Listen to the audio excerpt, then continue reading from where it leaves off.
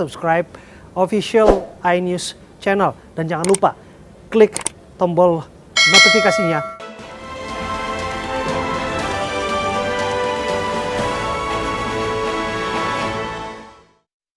Kita awali informasi malam ini, pemirsa. Kebakaran menghanguskan sebuah pabrik busa kemasan makanan di kawasan Cikupa, Tangerang, Banten siang tadi. Kebakaran membuat karyawan pabrik panik. Asap tebal membumbung tinggi dari pabrik produksi kemasan makanan berbahan busa. Banyaknya bahan yang mudah terbakar membuat api dengan cepat membesar hingga menghanguskan 2 dari 7 bangunan. Karyawan panik dan berlarian keluar pabrik untuk menyelamatkan diri. BPBD Kabupaten Tangerang mengatakan kebakaran berawal dari bahan busa di tengah pabrik hingga merambat bangunan pabrik. Diduga api dari arus pendek listrik. 5 unit mobil pemadam kebakaran diterjunkan. Api padam setelah 2 jam lebih. Sedang dilakukan pemadaman oleh Damkar Kabupaten Tangerang berkekuatan sekitar 5 kendaraan.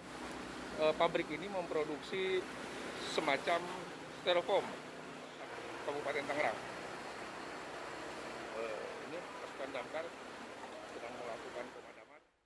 Pemirsa, pembongkaran bangunan di Jakabaring, Palembang ricuh. Seorang warga yang tak terima dengan pembongkaran terlibat saling dorong dengan Satpol PP.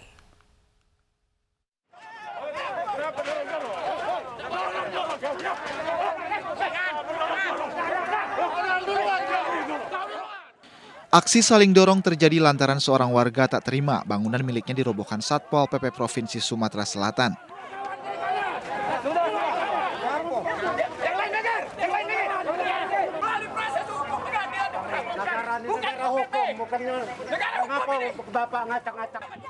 Warga lain yang mengklaim sebagai pemilik tanah pun melayangkan aksi protes atas pembongkaran ini.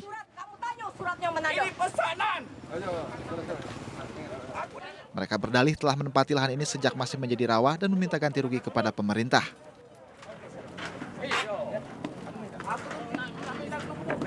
Kecewa kita Pak ya dengan... Bukan kecewa lagi Pak. Kalau dia pengen bagus, pedagang tata dengan bagus. Harapannya gimana Pak? Nah, harapannya minta ganti rugi Pak punya saya Pak. Warung kita beli, bukannya minta. Beli kita warung kita.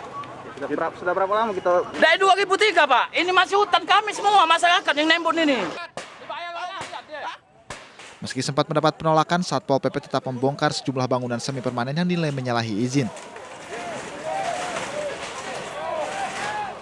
Menurut petugas, bangunan yang didirikan oleh warga ini berada di atas tanah milik pemerintah Provinsi Sumatera Selatan. Itu Pak. Dari Palembang, Sumatera Selatan, Muhammad David, iNews melaporkan.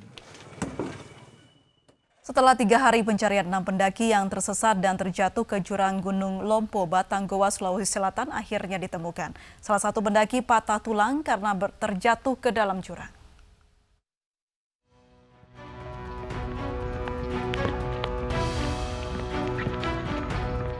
Tim SAR gabungan mengevakuasi 6 pendaki yang tersesat dan terjatuh ke jurang di Gunung Lompo, Batang, Kabupaten Goa, Sulawesi Selatan. Keenam pendaki adalah Samsir, Muhammad Iqbal, Faisal Basri, Andre Kalangi, Aco, dan Fahrul yang menderita patah tulang akibat jatuh ke jurang. Tim SAR harus sangat berhati-hati mengevakuasi ke-6 korban dari pos 10 menuju pos 8 karena jalur evakuasi berada di tebing gunung. Diperburuk dengan berkurangnya jarak pandang akibat kabut tebal.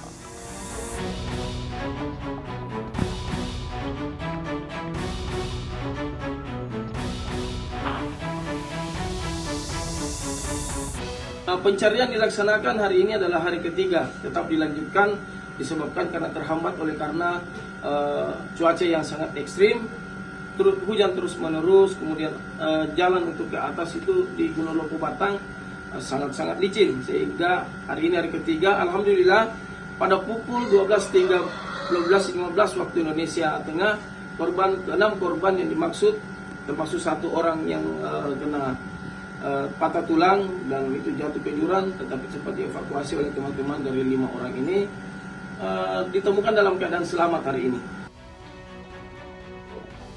Jalur evakuasi yang sulit dan kondisi 6 pendaki yang lemas membuat evakuasi membutuhkan waktu berjam-jam hingga malam hari. Keenam pendaki asal Kabupaten Maros, Goa dan Takalar itu diketahui berangkat mendaki sejak Rabu 10 Maret lalu. Namun karena terhalang kabut dan cuaca ekstrim, keenam korban akhirnya tersesat hingga salah seorang di antara mereka terjatuh ke jurang dan patah tulang. Dari Kabupaten Goa, Sulawesi Selatan, Bukma iNews melaporkan. Sabar ke Om Palung, sabar ke Palung. Masih dari Sulawesi Selatan, pemirsa, video oknum pegawai Dinas Perhubungan Kabupaten Sopeng menampar pegawai koperasi viral di media sosial. Pihak Polres Sopeng telah memeriksa korban dan pelaku untuk proses hukum lebih lanjut.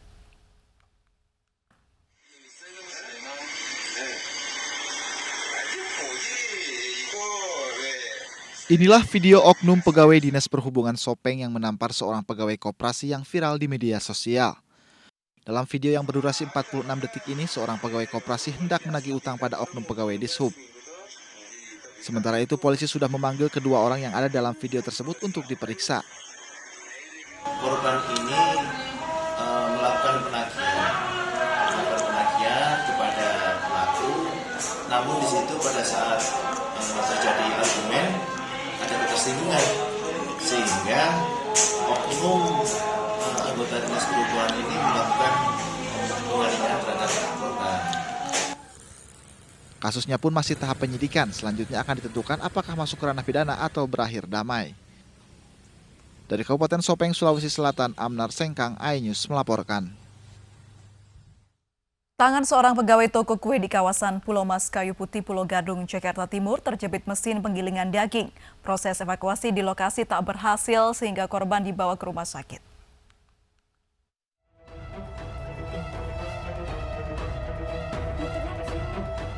Tangan kanan Tri Yuningsih terjepit mesin penggilingan daging pada Senin pagi. Pegawai toko kue ini mengaku tidak sengaja memasukkan tangannya ke penggilingan daging dan tidak bisa dikeluarkan hingga mesin penggilingan mati. Tim evakuasi dari Sudin Penanggulangan Kebakaran dan Penyelamatan Jakarta Timur mencoba menolong korban. Namun korban terus merintih kesakitan sehingga evakuasi sulit dilakukan. Karena korban merasa kesakitan saat kita evakuasi, terus kita ambil inisiatif untuk ke rumah sakit agar dilakukan pembiusan untuk mengurangi kesakitan di pasien.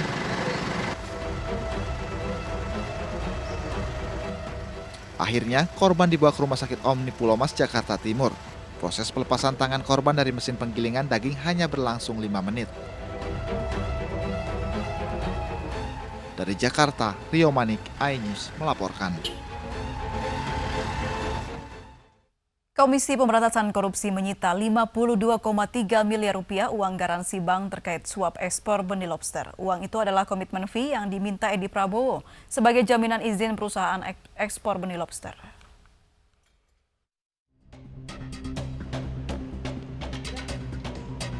Komisi Pemberantasan Korupsi menyita uang tunai senilai 52,3 miliar rupiah terkait kasus suap perizinan ekspor benih lobster yang menjerat mantan Menteri Kelautan dan Perikanan Edi Prabowo.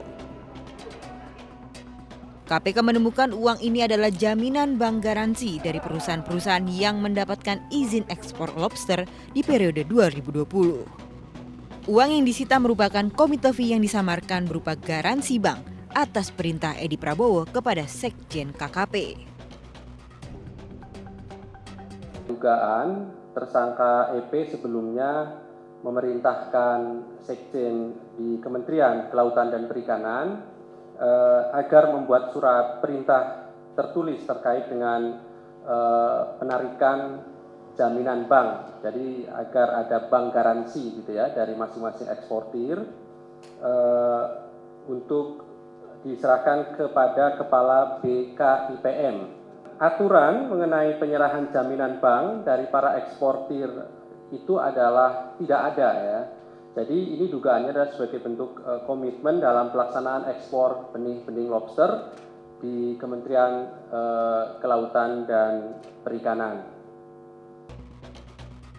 Dengan disitanya 52,3 miliar, total aset yang telah tersita sebanyak 89,9 miliar rupiah untuk suap perizinan ekspor benih lobster. Aset ini mulai dari uang tunai, barang mewah, kendaraan, perhiasan, hingga properti. KPK juga telah memeriksa 115 saksi atas perkara yang menjerat Edi Prabowo pada November 2020 lalu. Selain Edi, KPK juga telah menetapkan 6 tersangka, mulai dari staf pribadi hingga pihak swasta. KPK memperkirakan kasus ini akan rampung dan siap disidangkan 2 hingga 3 pekan lagi. Dari Jakarta, tim liputan iNews melaporkan. Penyanyi Giselle Anastasia memastikan akan hadir sebagai saksi di persidangan kasus video syur dirinya besok. Kami kembali usai jeda berikut ini.